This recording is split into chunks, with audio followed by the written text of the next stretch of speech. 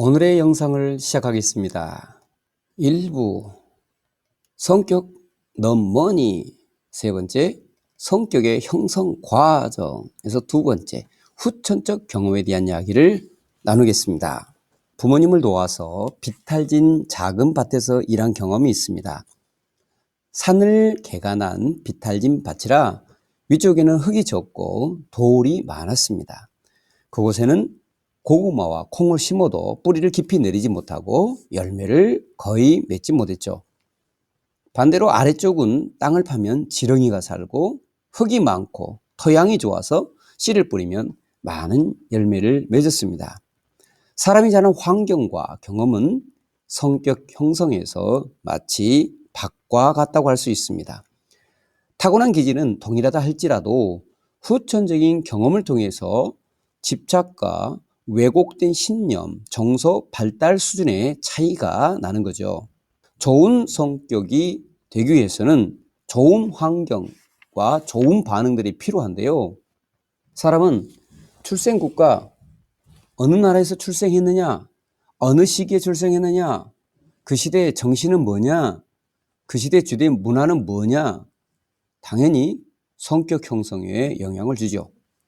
같은 나라, 같은 문화, 같은 사상 아래서 한 집안에서 출생했다 할지라도 출생 순서에 따라서 또한 성격이 달라지죠.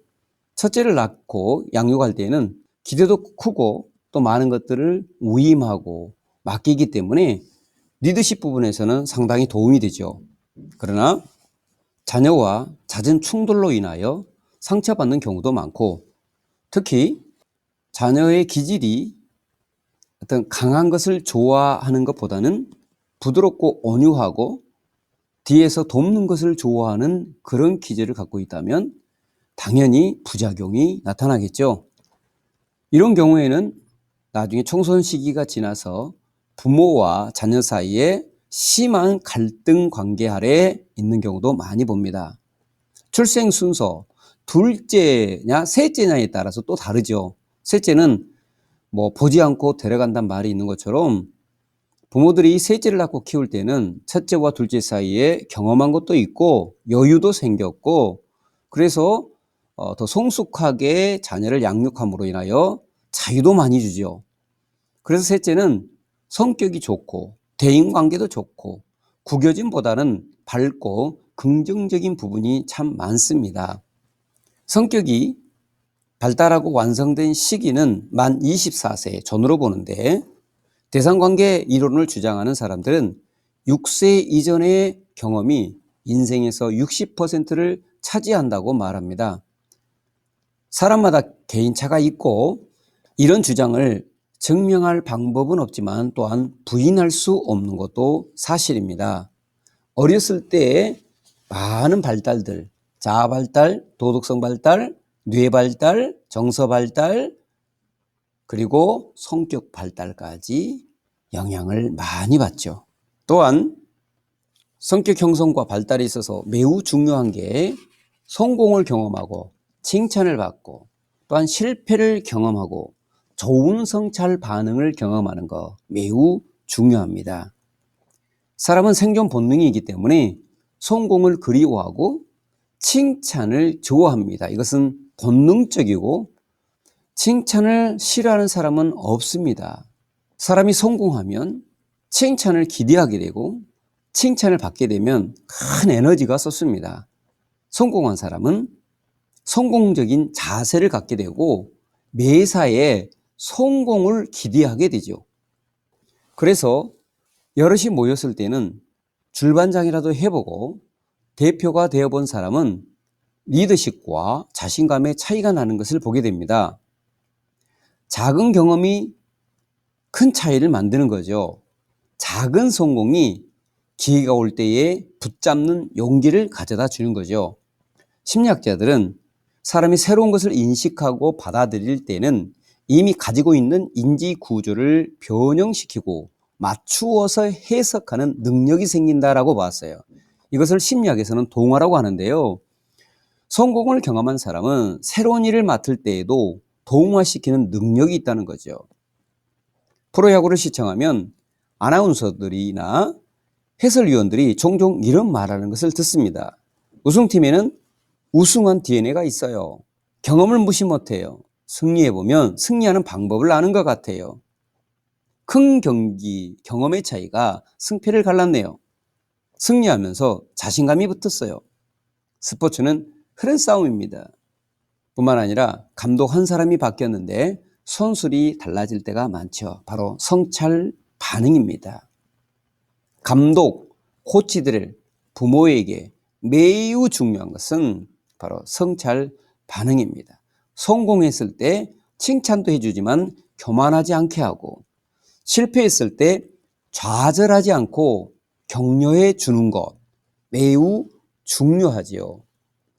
실패를 통하여서 실패한 사람들의 마음을 헤아리고 그들과 공감하는 능력, 그리고 감성 영역이 발달하는 요인이 있습니다. 성경에 다윗도 실패를 통하여 배우고 주의 윤리를 알게 되었다, 이런 말씀도 많이 있고요. 주변에서 이런 경험과 조언들을 많이 듣잖아요. 실패는 성공의 어머니다. 고난은 유익이다. 젊어서 고생은 사서도 한다. 고생하고 나니까 이제 견디는 힘이 생겼다. 이런 많은 말들은 실패가 주는 긍정적인 요소 때문입니다. 하나님께서도 우리 인생 속에서 실패를 경험하게 하시고, 실패를 통하여 죄악을 끊게 하고 겸손해지게 하고, 실패한 사람들의 마음을 헤아리게 하고 주의 윤리와 법들을 배울 수 있도록 우리를 인도해 가시죠. 성경에 보면 하나님께서 독수리가 새끼 훈련을 시키듯이 사람도 그렇게 훈련시키셨다 하는 말씀도 나오죠. 하나님도 우리의 성장에 대한 것을 너무 잘 아시기 때문에 때로는 위로하고 격려하고 칭찬도 주지만 때로는 실패도 경험하면서 성장하게 하시는 것을 우리가 잘 알고 있습니다. 그리고 자녀들이 성장할 때에 상처 주지 않는 것, 과잉 보호하지 않는 것 매우 중요하죠. 어린아이 때 유아사춘기가 있죠. 부모에게 반항하고 정말 말 안 들을 때 한 대 패거나, 아니면은 심한 욕설을 하거나, 아니면은 어떻게 할 방법을 몰라서 울고 지내는 부모들도 있죠. 사춘기 자녀들 무섭죠. 어떻게 지도해야 될지 매우 혼란스럽고 힘들죠.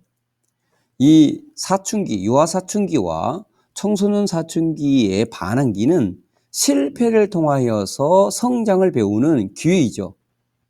이 과정도 하나님이 주신 것인데요. 이 과정이 생략되고 어루진되면 어떤 일이 일어날까요? 당연히 해보지 않는 것에 대한 호기심이 생기고 유혹에 약하고요. 어른이 됐을 때 사고치면 심각한 문제가 발생할 때가 많이 있습니다. 그래서 유아사춘기 또는 청소년기의 사춘기는 실패를 통해 성장한 기회이기 때문에 상처 주지 않고, 또 이때 과잉 반응으로 부모가 다 해결하려 하지 않고 좋은 반응해 주는 것, 성공과 실패에 대한 성찰 반응이 매우 중요하다고 하겠습니다. 또한 성장 과정 자체가 성격 형성되고 어떤 수련회를 갔을 때, 또는 태권도, 검도 비롯해서 어떤 수련이 되는 그런 곳에 있게 되면 이 성격 형성에 긍정적 요소가 많이 있죠. 단체 훈련을 통하여 극기도 배우고 인내도 배우고 타인의 마음도 배우고 많은 유익이 있죠. 뿐만 아니라 신앙체험, 하나님의 은혜 체험도 이루 말할 수 없이 중요하죠. 신앙생활 잘하는 부모 밑에서 청소년 시기를 지내면서 신앙의 체험을 한 자녀들은 성격에 구김살이 적고, 그리고 긍정성이 많으며 자기 성격 발달에 많은 에너지가 거기서부터 오죠. 매우 중요합니다. 하나님 앞에서 자기 스스로 정리도 하고 옳고 그름 분별하는 그런 지혜를 얻게 되지요. 매우 중요하다고 할 수 있습니다.